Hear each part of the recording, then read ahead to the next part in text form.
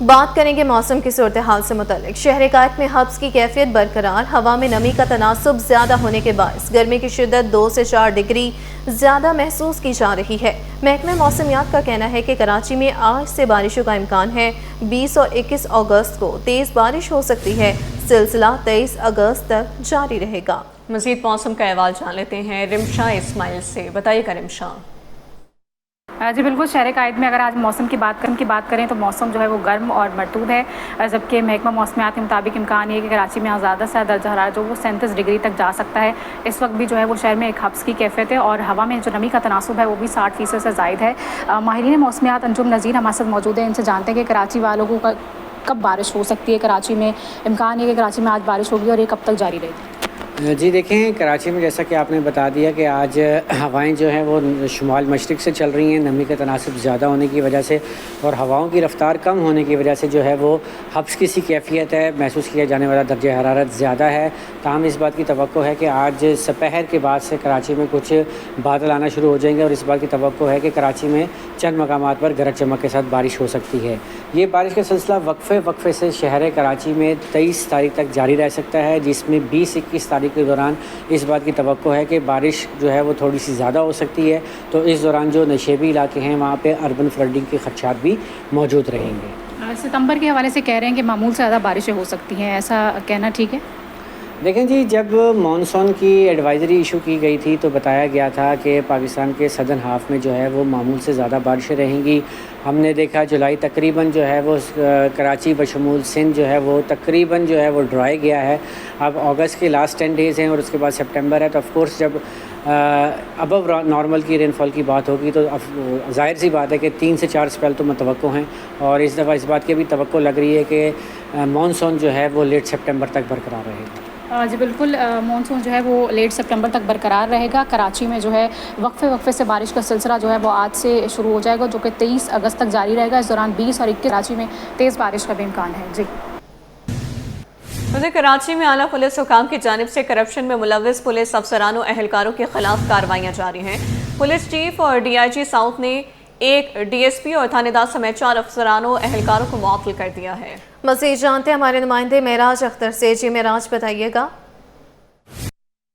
जी बिल्कुल, IG सिद्ध गुलाम नबी मेमन साहब की हिदायत पर जो है कराची में जो करप्शन में मुलव्विस पुलिस अफसरान और एहलकार हैं उनके खिलाफ तवातुर के साथ कार्रवाइयाँ जारी हैं। और हम ये देख रहे हैं हर दूसरे तीसरे दिन जो है वो मुख्तलिफ थानों के जो है थानेदार भी और मुख्तलिफ एहलकार जो हैं उनको सस्पेंड किया जा रहा है। अभी 2 नोटिफिकेशन जो है वो City 21 ने हासिल किए हैं। एक जो है वो कराची पुलिस चीफ की जानिब से जारी किया गया है, जिसमें DSP लियाकताबाद ट्रैफिक सेक्शन को जो है वो मुअत्तल किया गया और मुअत्तल करने के फ़ौरन बाद उनको KPO में रिपोर्ट करने की हिदायत की गई है। इन पर मुबैना तौर पर जो है वो करप्शन के इल्ज़ामात हैं, जिनके तहत एक पेंडिंग इंक्वायरी इन पर चल रही थी जो कि कंप्लीट हुई और उसके बाद ये ऑर्डर जारी किए गए।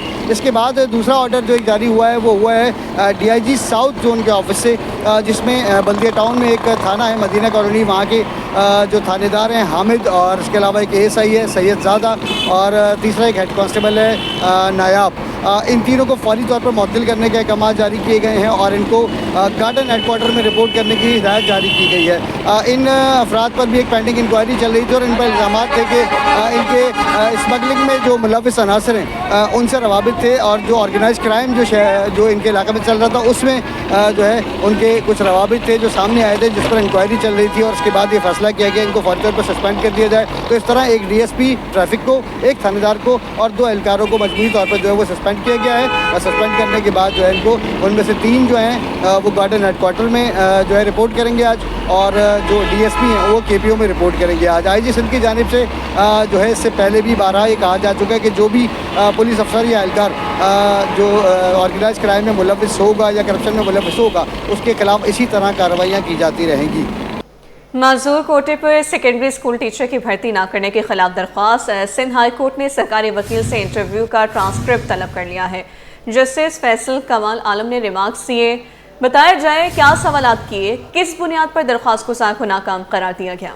आपको बता रहे हैं इससे मुताल्लिक कि मासूर कोटे पर सेकेंडरी स्कूल टीचर की भर्ती न करने के खिलाफ दरख्वास्त। सिंध हाई कोर्ट ने सरकारी वकील से इंटरव्यू का ट्रांसक्रिप्ट तलब कर लिया। जस्टिस फैसल कमाल आलम ने रिमार्क्स दिए। बताया जाए क्या सवालात किए, किस बुनियाद पर दरख्वास्त गुजार को नाकाम करार दिया गया।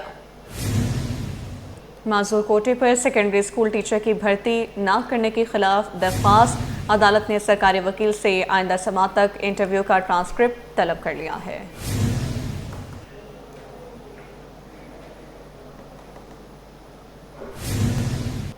कराची में गाड़ियों की नंबर प्लेट तब्दील करने की तारीख में 31 अक्टूबर तक तौसी कर दी गई। एक्साइज ऑफिस में शहरियों की बड़ी तादाद अपनी गाड़ियों और मोटरसाइकिलों की नंबर प्लेट के लिए रजिस्ट्रेशन कराने में मसरूफ है। हमारे नुमाइंदे मोहम्मद हमाद इस वक्त शहरियों के साथ मौजूद हैं। मज़ीद तफसीलात उनसे जान लेते हैं। जी हमाद, बताइएगा इस हवाले से क्या कहना है शहरियों का? जी इस वक्त मैं मौजूद हूँ एक्साइज डिपार्टमेंट में, जहाँ पर शहरियों की जानिब से अपनी नंबर प्लेट चेंज करवाने के लिए बड़ी तादाद में शहरी जो है एक्साइज डिपार्टमेंट के ऑफिस पहुँच रहे हैं। Chairman Peoples Party Bilawal Bhutto की जानिब से ये हिदायत की गई थी महकमा एक्साइज के जो वज़ीर हैं उनको कि नंबर प्लेट की जो तारीख़ है उसको 14 अगस्त से बढ़ाकर अक्टूबर तक ले जाया जाए, जिसके बाद जो है 31 अक्टूबर तक जो है उसमें तौसी कर दी है, जिसके बाद शहरियों की जानिब से जो है वो बड़ी तादाद में एक्साइज डिपार्टमेंट का रुख किया जा रहा है। यहाँ पर रश लग रहा है। हमारे साथ कुछ शहरी मौजूद हैं, उनसे जानते हैं। तो आप क्या समझते हैं इस इक़दाम को, क्या कहेंगे कि शहरियों को रिलीफ दिया गया है और आप नंबर प्लेट चेंज करवाने आए हैं या फिर अपना जो मोटरसाइकिल है वो अपने नाम पे या गाड़ी अपने नाम पे कराने आए, और क्या देख रहे हैं यहाँ के इंतज़ाम? यहाँ के इंतज़ाम तो बहुत बुरे चल रहे हैं, क्योंकि जिस तरीके का रश है और यहाँ पर आते हैं, यहाँ पर कभी बोलते हैं कि आपके ये डॉक्यूमेंट्स पूरे नहीं है, वो डॉक्यूमेंट्स पूरे नहीं है। मैं अभी गाड़ी नाम पे ट्रांसफ़र करवाने आया था, तो बोल रहे 13 अगस्त तक के था कि आपकी जिससे पहले आपने गाड़ी ली हुई थी ना, तो उसका चाहिए वो बायोमेट्रिक, तो ये भाई उसको साथ लेकर आना हो। अब उसके जो पहले ओनर था ना, तो उसको साथ लेकर आना है। तो ये आवाम के लिए इतना तो है कि उसको डेट को आगे बढ़ाया जाए, जो जैसे कि ये भाई रह चुके हैं, ये परेशान हो रहे हैं। अब मेरा तो हो गया था, मैंने तो पहले करवा लिया था, लेकिन अब ये है कि मुझे रजिस्ट्रेशन, मेरी फ़ाइल तो मिल गई है, रजिस्ट्रेशन कार्ड भी मिल गया। अब नंबर प्लेट के लिए लोग बोल रहे हैं आप 2 महीने, हाँ नाम पे तो हो गई, अब ये बोल रहे हैं आप 3 महीने के बाद आओ जब जाके नंबर प्लेट मिलेगी। चले, आप मुझे बताइएगा कि रश को कंपाइल करने के लिए क्या करना चाहिए? क्या मज़ीद काउंटर बनाने चाहिए? और आप गाड़ी नाम पे कराने आए थे या नंबर प्लेट तब्दील करवाने की? गवर्नमेंट ने तो कह दिया कि इसका नाम क्या आप नाम करवाइए, क्योंकि यहाँ पर आए तो यहाँ पर कोई यानी कि सही तरीके से वो नहीं है, यानी कि रिस्पांस नहीं दे रहे, यानी कि ये कह रहे हैं कि भाई आप उस ओनर को लेके आओ। मैंने गाड़ी 16 साल पहले ली थी, वो ओनर ही मर गया, उसका पता ही नहीं है। तो यहाँ पर कोई ऐसा वो देना कि भाई चलो अगर कुछ भी नहीं है तो आपके पास पेपर हैं तो आपके फलाने दिन आ जाना, ये कर देंगे, लेकिन ये कुछ भी नहीं कर रहे। ये बोल रहे हैं उसको ओनर को लेके आओ, तो मैं ओनर को कहाँ से लेके आऊँ? आप गाड़ी नाम पे करवाने आए? मैं अपनी गाड़ी नाम पे करवाने आया था पेपर लेके, तो वो मना कर रहे हैं। वो बोल रहे हैं कि भाई उसी को लेके आओ, वो 16 साल पहले मर चुका है, मैं उसको कैसे लेके आऊँ? गवर्नमेंट की जानिब से रिलीफ का कह तो दिया जाता है, लेकिन उस पर जो है वो अमल दरामद नहीं किया जाता। नंबर प्लेट तब्दील करवाने के लिए जो तारीख दी गई थी उसमें तो तौसी की है, लेकिन जो आपकी गाड़ी ट्रांसफ़र करानी या मोटरसाइकिल ट्रांसफ़र कराने की जो तारीख है उसमें तौसी नहीं की गई, जिसकी वजह से शहरी परेशान है। और उनका ये कहना है कि उसका कोई हल निकाला जाए ताकि शहरियों की जो गाड़ियाँ हैं वो आसानी से ट्रांसफ़र हो सके। सानवी तालीमी बोर्ड ने साइंस ग्रुप के नताइज में बेशतर तलबा को बिलाचवास गैर हाजिर दिखा दिया। नताइज से गैर मुतमईन तलबा बोर्ड ऑफिस पहुँच गए। सैयद जुबैर राशिद की रिपोर्ट देखिए।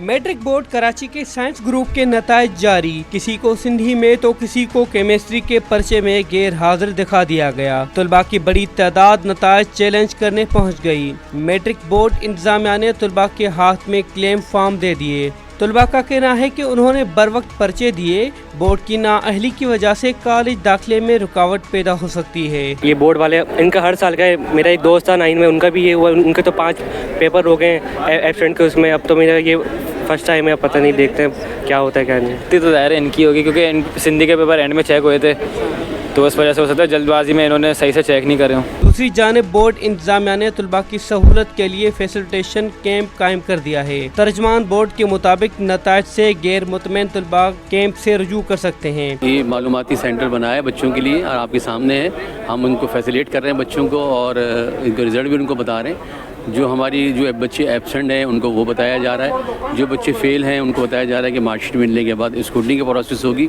आप देख सकते हैं कोई रश नहीं है हमारे बोर्ड में, जो आ रहे हैं उनको बाकायदा रिजल्ट बताया जा रहा है। फैसिलिटेशन कैंप में तलबा सुबह 9 से दोपहर 3 बजे तक रब्ता कर सकते हैं। कैमरामैन आगा रफीक के साथ सैयद जुबैर राशिद, सिटी 21।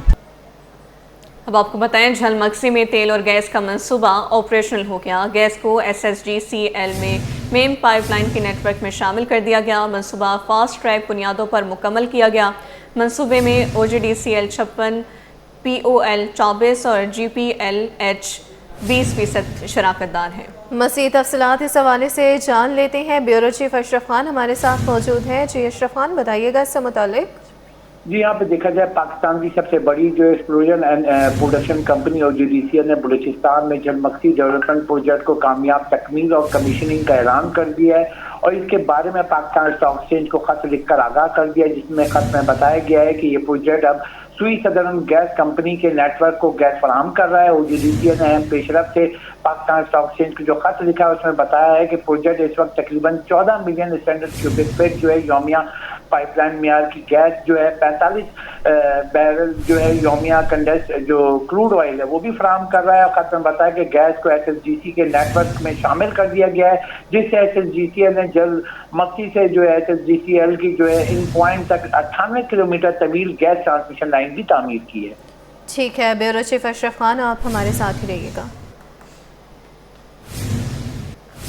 नाज़रीन, खबर आपको दें कि मुल्क की तारीख में पहली बार 50% कपास की फैक्ट्रियां गैर फाल हैं। चेयरमैन कॉटन जीनर्स फोरम एहसानुल हक के मुताबिक फैक्ट्रियां रुई फरोख्त न होने के बायस गैर फाल हुई। बारिशों से कपास की फसल को मज़ीद नुकसान का खदशा है। मज़ीद इस हवाले से भी जानेंगे। ब्यूरो चीफ अशरफ खान हमारे साथ ही मौजूद हैं। जी अशरफ, इस हवाले से भी बताइएगा। यहाँ पे देखा जाए कॉटन जीनर फोरम ने बड़ी खबर दी है कि पंजाब और सिंध में मजीद बारिश की पेशगोई पर जो है कपास की फसल चुनाई की गई पुट्टी का मेयार में मजीद मुतासर होने का खतरा पैदा हुआ है, जिसकी वजह से मुल्क की तारीख में पहली बार 50% कपास की फैक्ट्रियाँ गैर फाल हो गई हैं। पहली मरतबा पंजाब में 50% जिनिंग फैक्ट्रियाँ रुई फरोख्त न होने के बायस गैर फाल हो गई हैं, जो सबसे बड़ा कंसर्न है, जो कि मुल्क भर की जो टेक्सटाइल इंडस्ट्री है जो कि मुकामी कपास खरीदती है, तो उसके साथ ही रुई की कीमतों में भी कमी देखी जा रही है। फैक्ट्री में रुई के ज़खायर बढ़ने से कॉटन जिनर्स माशी बहरान का शिकार हो गए हैं। कॉटन जिनर फोरम के चेयरमैन एहसानुल हक का कहना है कि 7 रुपए के मुकाबले डॉलर की कदर में कमी पर भी रुई की कीमतों में मंदी का बायस बनी है। गुज़िश्ता हफ्ते के दौरान पाकिस्तान में रुई की कीमतों में जो 200 रुपये फी मन कमी हुई है और 16,200 से 16,300 रुपये फी मन तक गिर गई है। और 31 जुलाई तक पंजाब की जिन फैक्ट्रियों में 3,01,000 रुई की बैरल्स पहुँची है। जी, bureau chief Ashraf Khan update करे थे, शुक्रिया आपका। तरक्याती यूटिलिटी सहूलियात के लिए अदायगियाँ कर दी, सहूलियात ना मिली। सरकारी कोऑपरेटिव हाउसिंग सोसाइटीज़ बुनियादी सहूलियात से महरूम। अदालती हुक्म पर अलॉटीज़ को घरों के मालिकाना हुकूक मिल गए, सहूलियात ना मिल सकी। सोसाइटी में सड़कें बनी, ना ही बिजली का कोई खंभा लगा, गैस मिली, ना ही पानी की फराहमी यकीनी बनाई जा सकी। सादाबाद कोऑपरेटिव सोसाइटी के अलॉटीज़ मुतबादल ज़राए इस्तेमाल करने पर मजबूर। Solar gas cylinder water tanker के जरिए ज़िंदगी गुजारने लगे। हुकाम बाला को मुतादिद बार शिकायत की, कोई सुनवाई ना हुई। अलॉटीज़ का शिकवा, हुकाम बाला से नोटिस लेकर बुनियादी सहूलियात फराहम कराने का मुतालबा कर दिया। मज़ीद इस हवाले से जानते हैं आज़ाद नोडियो से। जी आज़ाद, आगाह कीजिएगा। जी बिल्कुल, साबिक वज़ीर-ए-आज़म शहीद ज़ुल्फ़िकार अली भुट्टो के दौर में कराची के अंदर जो सरकारी मुलाजमिन है उनके लिए सरकारी तौर पर रिहायशी सोसाइटी शादाबाद को अलाट किया गया, लेकिन कोऑपरेटिव हाउसिंग रिहायशी सोसाइटी जहां पर इस वक्त तवील अरसा गुजर चुका है लेकिन बुनियादी सहूलियत से आरास्ता नहीं किया गया। इस हवाले से सादाबाद कोऑपरेटिव हाउसिंग सोसाइटी के जो अलाटीज़ हैं जिसमें इनके महकमा आपाशी के डिप्टी सेक्रेटरी हैं जो शेरमन नूनारी, उन समेत दीगर जो अलाटीज़ हैं, उनका कहना है कि इस सोसाइटी को अलाट करने के बाद में जितने भी अलाटीज़ थे उनको जो घरों के मालिकाना हुकूक न मिले, उनको मालिकाना हुकूक सिंध हाई कोर्ट के फैसले के बाद मिल गया, लेकिन फिलहाल उनको जो बुनियादी सहूलियात है वो मैसर नहीं की गई। उनका ये भी कहना है कि इन सोसाइटीज़ में तमाम तर जो तरक्याती और जो यूटिलिटी जो ड्यूज है उनके वो अदा कर दिए गए हैं। कई साल गुजर चुके हैं, उसके बावजूद यहाँ पे न बिजली की फराहमी की गई है, न पानी की फराहमी की गई है, न सड़कें तमीर की गई है, न गैस की फराहमी की गई है, किसी किस्म की कोई सहूलियात फराहम नहीं की गई। इसके साथ साथ पानी की फराहमी भी नहीं की गई, जिसके बायस यहाँ पर जो अब रिहायश पजीर है वो खासतौर पर बिजली की फराहमी के लिए सोलर का इस्तेमाल करते हैं, इसके साथ पानी की फराहमी के लिए टैंकर का इस्तेमाल करते हैं और गैस की फराहमी के लिए जो है गैस सिलेंडर का इस्तेमाल किया जा रहा है। इसके साथ साथ वहाँ पर जो सिक्योरिटी के लिहाज से भी उन्होंने अपनी जाती हैसियत से सिक्योरिटी के इंतजाम जो है संभाले, लेकिन बुनियादी तौर पर किसी किस्म के कोई इकदाम नहीं किए गए। इस हवाले से डिप्टी सेक्रेटरी आपाशी शेरमन मुनारी और दीगर जो अलाटीज है उन्होंने बाज़ाब्ता तौर पर चीफ सेक्रेटरी सिंध, चेयरमैन वज़ीर-ए-आला inquiry inspection team, director inquiry anti corruption, इसके साथ साथ वज़ीर-ए-आला इंक्वायरी इंस्पेक्शन व अमलदरामंद टीम, वज़ीर वज़ीर-ए-आला सिंध महकमा कोऑपरेटिव के मुशीर और सेक्रेटरी को भी मुतअद्दिद बार दरख्वास्तें, हर साल की दरख्वास्तें जमा करवाई, लेकिन उसके बावजूद इनके साथ किसी किस्म का कोई अजाला नहीं किया गया। इस आज तक भी इन्होंने जो मुतअद्दिद बार चीफ सेक्रेटरी सिंध, चेयरमैन वज़ीर इंक्वायरी इंस्पेक्शन टीम, जो है चेयरमैन इंक्वायरी एंटी करप्शन और डायरेक्टर एंटी करप्शन से भी मुलाकातें की, उन्होंने यकीन दहानी करवाई, लेकिन दाद रसी के हवाले से किसी किस्म का कोई जो है इक़दाम नहीं किया गया। इस हवाले से उनका कहना है कि ये इस वक्त भी इस जदीद दौर में भुट्टो के जोर से कायम अलाटीज हैं, सोसाइटीज उनको अलाट कर दी गई, घर तमीर हो चुके हैं, लेकिन उनको बुनियादी सहूलियात मैसर नहीं की जा रही है। उनका ये कहना है कि अब अगर जो है तमाम तरह इदारों को शिकायत करने के बावजूद किसी किस्म का कोई अजाला नहीं किया जा रहा। अब जो उन्होंने अदालतों का दरवाजा खटखटाने का भी फैसला किया। अब उनका कहना है कि कानूनी माहिरान से मुशावरत करके अदालत का दरवाजा खटखटाया जाएगा। जी ठीक है, किसी किस्म का कोई अजाला नहीं किया जा रहा। आज़ाद नोहड़ियो अपडेट कर रहे थे, बहुत शुक्रिया।